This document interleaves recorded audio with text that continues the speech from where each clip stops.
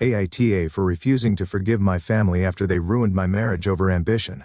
A few days ago I unexpectedly ran into my ex-wife and my family at a local market. It was so sudden that I froze. All I could think was, what are they doing here? In that moment, I didn't know how to react. Then a storm of emotions washed over me: anger, frustration, sadness, and a touch of satisfaction. Eager to understand why this encounter affected me so deeply, I need to go back several years. The time when my life completely changed. My story begins with my family. I grew up in a home where expectations were unattainable. My father, a successful lawyer, and my mother, a well-known businesswoman in our social circle, were very clear about what they expected of me: to study at a prestigious university, to get an influential position, and to form a family worthy of showing off at events and gatherings. But ever since I was a child, I felt I could never live up to those standards. Despite that, I tried. I graduated in business administration from a decent university, but not one of the best according to them. Instead of looking for a job at some big corporation or a trendy startup, I chose something smaller, a management position at a local business in Dallas. I did it because I wanted balance in my life, something that would allow me time for my passions and wouldn't compromise my mental health. However, for my family, it was as if I had declared I didn't aspire to anything. When I met my future wife, I thought I finally had someone who understood me. She was amazing, charismatic, full of life, and always said she admired my authenticity. We got married after 2 years of dating. For a while, I thought we were a solid couple. At first, she supported my decisions and said she liked my approach to life. I believed our relationship was built on a foundation of respect and mutual understanding. How wrong I was. The problems began after the wedding, when she started to get more involved with my family. My parents were never subtle in expressing how disappointed they were with my career. Comments like, "Don't you think it's time to look for something bigger?" or "Are you sure this is the future you want for your family?" came common. At first, my wife ignored them. But little by little, those comments began to seep into her thoughts over time. She went from defending my decisions to questioning them. She began to suggest that maybe I should consider reaching my true potential. I tried to explain to her that I was happy with my life, and that I didn't want to sacrifice my well-being chasing an idea of success that wasn't mine. But my arguments didn't seem to be enough. The situation reached a critical point one night, after dinner at my parents' house. Throughout the evening, my parents had made insinuations about how I wasn't taking advantage of my education and talent. On the way home, my wife was silent, and when we arrived, she exploded. She told me she felt trapped, that she thought she had no future with me, and that she couldn't stand being married to someone who, according to her, had no ambition. Her words were a devastating blow. In the following months, our marriage became an emotional battlefield. I tried to save the relationship, but it seemed that every effort only pushed her further away. To make matters worse, my family not only didn't support me but reinforced my wife's insecurities. I remember a conversation with my father that still hurts. "She's right. She deserves better. And you should aspire to more." It was then that I understood that somehow they were on her side, not mine. After months of tension, my wife asked for a divorce. The most painful thing was discovering that my family had been playing a key role in her decision. When my wife asked for a divorce, I was devastated. Although I had felt our relationship slowly deteriorating, I always held out hope that we could fix it.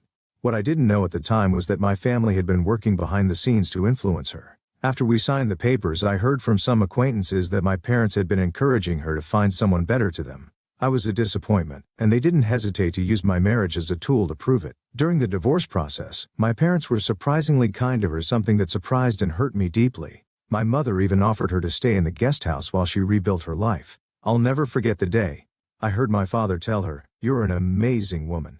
You deserve someone who can live up to you." Those words, directed at the woman who was breaking up our marriage, made me feel like a stranger in my own family. When the divorce was finally finalized, felt completely alone. My parents made it clear that they didn't support my decisions. Now I couldn't even count on the emotional support of the person I believed would be my partner forever. It was then that I made the most difficult but necessary decision of my life: cut off all contact with them.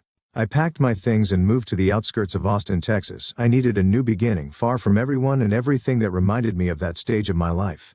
The first year after the divorce was hell. I found myself trapped in a cycle of regret and self-recrimination. I wondered if I really was the problem. If maybe my family and my ex-wife were right in thinking that I wasn't ambitious enough.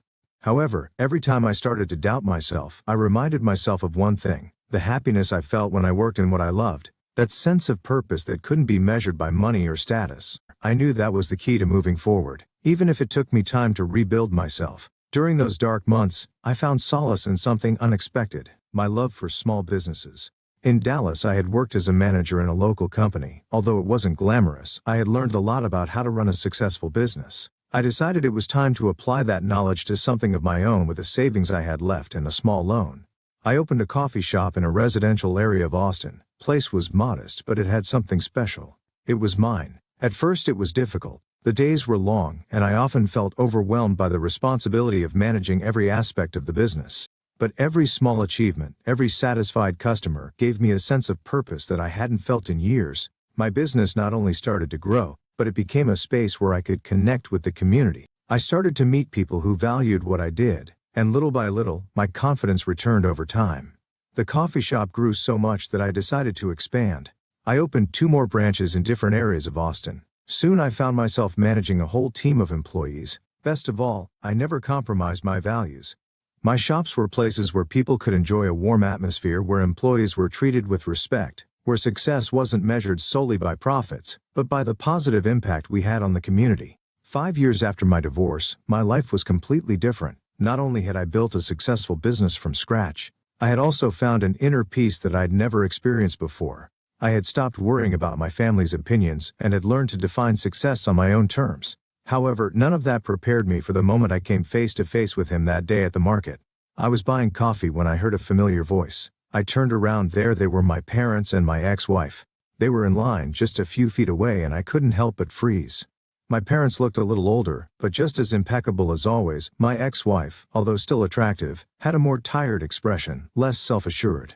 I stared at them for a few seconds until my mother saw me and smiled. "Look, who's here?" she said in an almost triumphant tone, as if it were an expected reunion. I couldn't believe their attitude. After years of silence, of not hearing from them, they were now acting as if everything was fine. My father joined the conversation, saying something like, "It's good to see you after so long. It seems like you're doing well." I just nodded without saying much. That's when my ex-wife chimed in. "I heard you opened. I've seen some things on social media. It seems like you've done incredibly well." There was a mixture of admiration and something else in her voice, remorse, envy. I wasn't sure, but a part of me couldn't help but feel a kind of satisfaction at seeing them surprised by how my life had changed. I was there standing in front of them with a mix of emotions I could barely handle. On the one hand, I wanted to stay calm to show that nothing that had happened affected me. On the other, I felt a contained fury that had been building for years. How dare they talk to me as if nothing had happened, after everything they did to destroy my marriage and undermine my self-esteem? But instead of saying anything, I stood still watching them as they tried to fill the awkward silence. My mother, always the first to speak, launched into her typical superficial chatter. "We knew you had potential. That's why we always try to push you to aspire to more." The irony of those words made me want to laugh, push me, or rather crush me, until I doubted myself. But I didn't say anything. I let them keep talking, because I wanted to understand what they were doing there. And above all, why they now seemed interested in me. My ex-wife was the next to speak. "I heard your coffee shops are quite popular. Congratulations, you've really achieved something great." There was a strange tone in her voice, a mix of kindness and something that sounded like regret. It was as if she was trying to build a bridge between us. But the truth was that bridge had been burned a long time ago. "Thank you," I replied, keeping my voice neutral. "Yes, I've done well. I've worked hard to get here." "And what else have you been doing?" my father asked, trying to sound casual, but his tone had a hint of nervousness. He wasn't used to not being in control of a conversation with me. For my whole life, he had been the one who dictated how things should go. This time was different. Now I was on my own turf. "Not much else," I said, shrugging. "What about you? What are you doing here?" That question took them by surprise. My mother staggered something about visiting friends in the area, but it didn't sound convincing. It was then that my ex-wife, clearly less comfortable with the exchange, let out what seemed to be the real reason they were there. "Actually, I think we also wanted to see you. It's been years, and I think there are a lot of things that weren't said." Her voice dropped towards the end of the sentence, as if she wasn't sure what she was trying to achieve.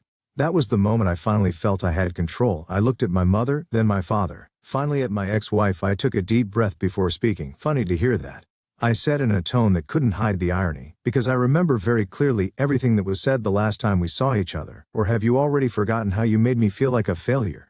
Not only as a son but also as a husband." The silence that followed was deafening. My mother avoided my gaze. My father seemed to be searching for words. And my ex-wife simply looked at the ground. Finally, it was my father who broke the silence. "Look, we don't want to relive the past. We all made mistakes. But the important thing is that now we want to rebuild things. We're family, after all." Those words almost made me laugh. Family. Now they wanted to be my family. After years of ignoring me, criticizing me, aligning with my ex-wife to destroy my marriage, now they wanted reconciliation. I don't think that's possible. I replied, my voice firmer than I expected. You made it clear what you thought of me. You not only abandoned me when I needed you most, but you helped my marriage fall apart. And now after all this time you think we can be a family again as if nothing happened. My mother tried to interrupt, but I raised a hand to stop her. No, Mom, no more excuses. For my entire life, you made me feel like I wasn't enough. When I decided to follow my own path, you not only turned your backs on me, but you made sure I had no one by my side. No, we're not here to rebuild anything. I don't need that from you. My ex-wife tried to intervene. We just want to talk, clarify things. Maybe we can start over. There is nothing to clarify. I interrupted, feeling a surge of confidence. You already clarified everything when you chose to walk away from me. When you chose to believe that I wasn't enough. And believe me, that's something I'm never going to forget. After that paused, I could feel my heart beating fast, but I held my ground. Everyone was silent, clearly shocked by my response. But instead of waiting for them to try to justify their actions, I simply turned around and left. I walked towards the exit of the market without looking back, feeling a liberation that I hadn't experienced in years. That encounter left me thinking. Although I felt satisfaction in defending myself, it also revived many buried emotions. As much as I wanted to ignore it, I knew this wouldn't be the end. They had made the effort to look for me now. They would probably try to contact me again after that encounter at the market. My head was full of thoughts. For days I couldn't stop replaying every word I said to them and every expression I saw on their faces. There was a mixture of relief and anger inside me. On the one hand, I finally had the opportunity to tell them everything I had repressed for years. On the other hand, I couldn't ignore the possibility that they would come looking for me. Again, something in their eyes, especially in my ex-wives, made me think they weren't going to give up so easily, and I wasn't wrong.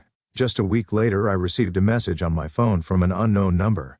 It was my mother in a more conciliatory tone than ever. She told me that she and my father wanted to talk to me seriously. They said they understood my frustration, that they regretted the decisions they had made, and that they just wanted a chance to explain themselves. I ignored the message. I thought that would be enough for them to understand that I wasn't interested in reopening that door. But I underestimated their insistence. The following days the messages continued. Sometimes they were for my mother, sometimes for my father, to my surprise, also for my ex-wife. They all seemed to have a shared mission to convince me to talk to them. What surprised me was the tone of my ex-wife's messages. Unlike my parents, who tried to sound formal and conciliatory, she seemed to be more emotional. She sent me long messages talking about how much she regretted, how things had ended, that she still remembered the good times we had together, and that she wished we could fix things somehow.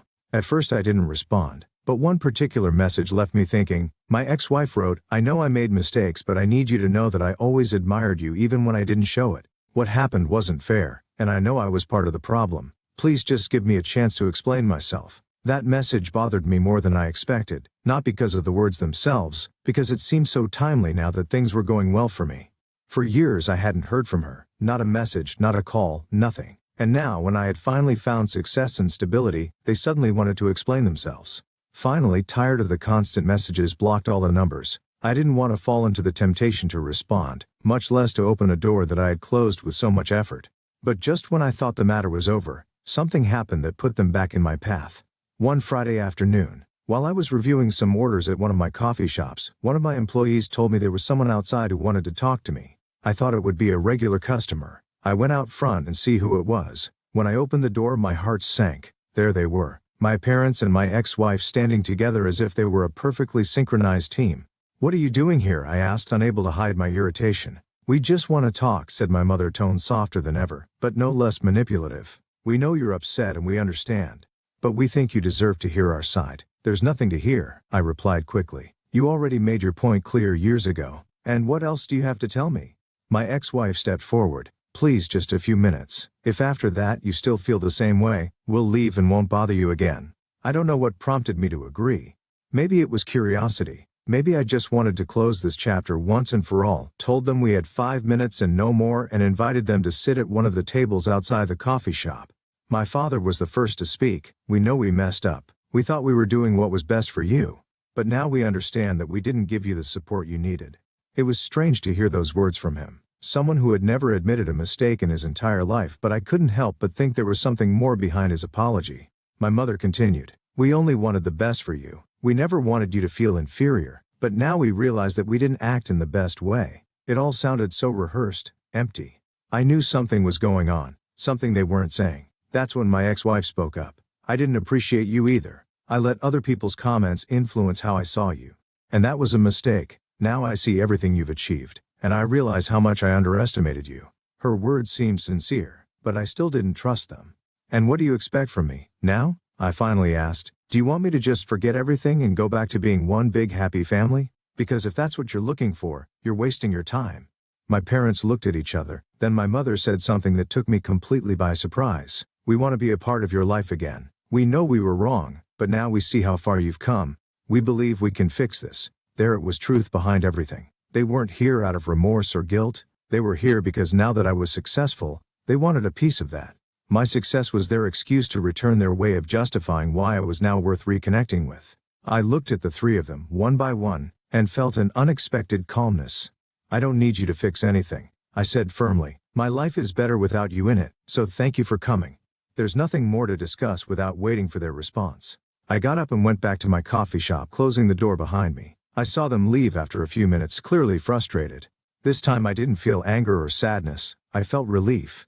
I had finally taken control. After that last encounter with my family and my ex-wife, I hoped things would finally calm down. I thought that making it clear that I wanted nothing to do with them would be enough for them to give up. But as I feared, things didn't end there. The following weeks were an emotional chaos that I never saw coming. First, indirect messages started arriving through relatives and acquaintances. Uncles, cousins, and even old family friends contacted me by phone or on social media, telling me that I should give my parents a chance. Some were neutral, others had clearly been influenced by them. They would say things like, "Your parents just want to support you. Now, we all make mistakes. Why don't you try to reconcile?" I knew my family was using these people as intermediaries. It was their way of pressuring me to reconsider. What they didn't understand is that for me, there was nothing left to reconsider. My decision was made. For years I had lived in the shadow of their expectations and manipulations. I wasn't going to allow them to come back into my life to repeat the same story. Then things took a more personal turn. One morning when I opened my main coffee shop, one of my employees told me that someone was waiting outside. When I went out, I found my mother sitting at a table with a look of concern and some fatigue on her face. I stood at the door for a moment, wondering if I should just go back inside and leave her there. Something urged me to face her. "What are you doing here?" I asked coldly. She looked up at me, her eyes full of tears. "I just want to talk to you, please, son. I can't stand us being like this." I felt a knot in my stomach as much as I tried to maintain my firm stance. Seeing her cry stirred something inside me. Despite everything, she was still my mother, person who raised me, albeit with many flaws. "Tell me what you have to say, but make it quick. I don't have time for this," I replied, trying to sound indifferent. "We made mistakes. I made mistakes. I thought I was guiding you to the best, but now I understand that I was only pushing you away. Your father and I talked a lot after seeing you at the market, and we know we failed you." Her voice trembled. For a moment she seemed genuine. For a few seconds I considered her words, but something inside me told me it wasn't the whole truth. I had seen this movie before, the act of remorse that always came with a hidden intention. "And why now?" I asked, my tone more severe. "It's been 5 years. I didn't hear anything from you when I needed you most. Why now suddenly do you care?" She looked down, and that's when I understood that my intuition was right. "Is it because I'm successful, right? Because now I have something to show, something you can brag about?" "It's not that," she replied quickly. "It's just that we've seen everything you've achieved and we're proud. We want to be a part of your life, to be with you now that you're in a good place." That was the confirmation I needed. My mother wasn't there because she missed me or because she sincerely regretted the harm they had caused me. She was there because my success made them feel it was now worth reconnecting. "This isn't pride, Mom, it's opportunism," I said coldly. "You didn't want to know about me when you thought I was a failure. But now that I have something you can admire or use for your own benefit, you suddenly want to come back. I'm sorry, but it's not going to happen." She tried to answer, but I interrupted her. "You don't need to say anything else. I appreciate you coming. This will be the last time you talk to me. I don't need anything from you. I was better off without you in my life, and that's how it's going to stay." I turned around and went back to the coffee shop, closing the door behind me. I saw her sit there for a moment. Finally she got up and left. Although it hurt a little, felt a sense of liberation knowing that I'd put an end to it in the weeks that followed. I didn't hear from them directly again. However, I heard rumors that my parents were telling their own version of the story to other relatives posing as victims. They even said that I was unfairly punishing them for things that happened years ago. The funny thing was that most of my relatives weren't fooled. Many had already seen how they treated me in the past and understood why I didn't want to reconcile. On the other hand, my ex-wife tried to contact me once more through a message on social media. In it, she said she was sorry that she wanted to see me again, and that she thought there was still something between us. I didn't respond. The last thing I wanted was to reopen wounds with someone who had chosen to abandon me when I needed support the most. If you liked it, don't forget to leave a comment and support the channel by subscribing. See you in the next story.